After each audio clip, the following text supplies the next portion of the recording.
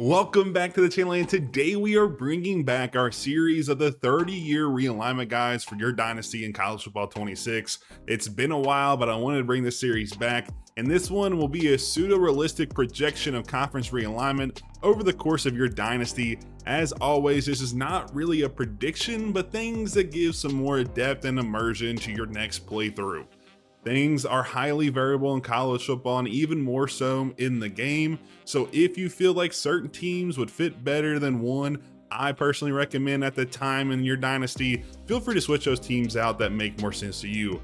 At the end of the day, these are just suggestions to build another layer of immersion for your dynasty run, and you are the one playing it, so pick what you like most. I appreciate y'all tuning in, and I hope you all enjoy.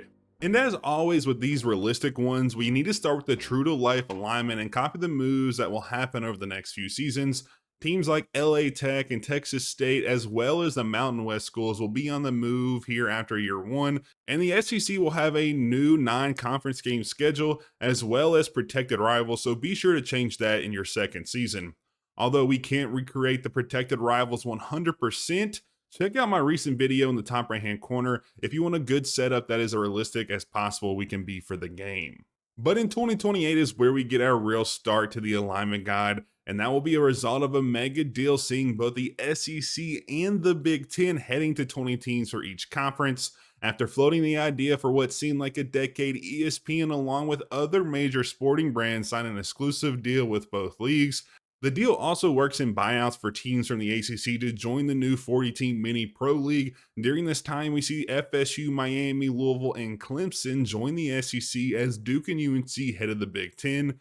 With ESPN still in firm control of the media rights deal for the ACC, the only team we see able to foot the bill at the time is going to be SMU as the Mustangs leave and head for the Big 12.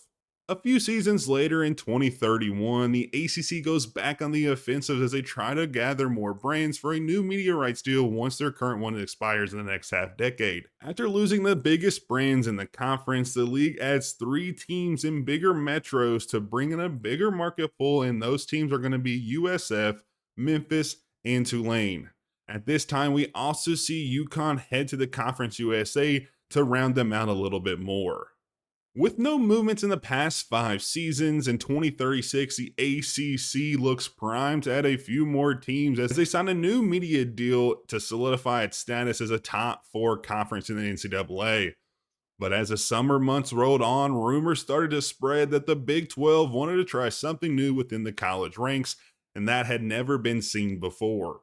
The Big 12, along with another partner conference yet to be named, wanted to instill a promotion and regulation league into the college sports world. After meetings, phone calls, and closed-door deals, the news broke that the American Conference would be that partner conference in this new era of college football. To get in line with new standards, we see the military schools move to independence, as well as American dropping Rice, Tulsa, Temple, and UAB from its ranks.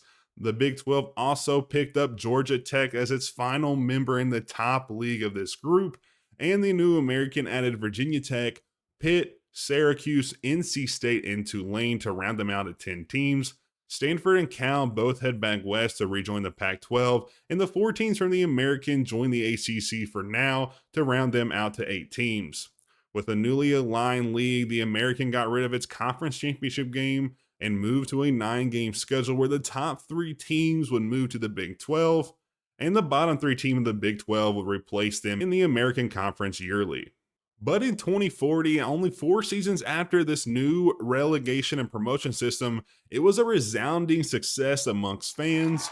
To dive deeper into that success, the Big 12 partnered with the Sun Belt to develop a 3rd tier to their new system. With the 10-team system in the lower leagues showing great success, the new 3-conference conglomerate decided to reduce the number of teams in the Sun Belt as well. This left a ton of teams out in the open with no conference allegiance. With the ACC being a dumpster fire, many mid-major teams debated independence over joining the league. Since there are so many moves at this time, please pause the video to copy them all down. They should be on screen. But after only 1 season of interesting placement for some teams, the amount of independence we see drops drastically. Arkansas State and LA Tech moved to the Mountain West, as well as the two independent military schools moving to the ACC, along with JMU and ODU to make the conference eligible once again. Conference USA also re-signs their media deal, putting them on par with the ACC in terms of teams' revenue, so the other 5 schools from the former independent Sunbelt group move in here to reduce costs and keep their conference allegiance regional. After a decade of data, we are now fully into the promotion and relegation era of college sports. No longer do teams ride on their laurels as they need to compete yearly to stay above the relegation line. With that being said, the SEC and Big Ten have been content for the last decade and a half to remain in their semi-pro league of 40 teams, but after a change of leadership at the Pac-12 and Mountain West Conference headquarters, the leagues decided to have a similar league style to the Big 12 and their partner conferences. The Pac-12 will take the lead at Tier 1 and add 2 teams from the Mountain West. I personally chose UNLV and Hawaii here, but you do you. Air Force will also move back to independence as the Mountain West adds Sam Houston State and New Mexico State. Similarly, the Mountain West Conference will remove its conference title game and go to a 9-game slate, but instead of 3 teams moving up and down yearly, they'll have 2 every season.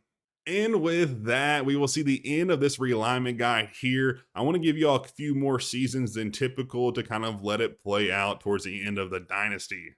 But as always, I appreciate y'all tuning in to this one. This one was a little different than ones I've done before. The relegation system is something that is always fun to do, but I find doing it for a full setup is kind of be tedious and really time consuming during the off seasons. So I kind of want to give a little bit of a flavor into that, but also keep a lot of it the same kind of what we see now. And with the 2 super conferences, the SEC and Big Ten, I could realistically see that possibly happening down the road. It'd be a crazy scenario, and obviously I think the postseason would change at that point too, probably going to just it being those 2 conferences playing each other for a pseudo-national title in that manner. But within the terms of the games, I think this is a good projection of what could be down the road. But anyways, I hope you all enjoyed, and don't forget to hit that like button below, and if you're not subscribed, hit that subscribe button. It helps promote the channel. We're almost at 5,000 subs. It would be super appreciative if y'all could do that. And as always, I'll catch you all in the next one.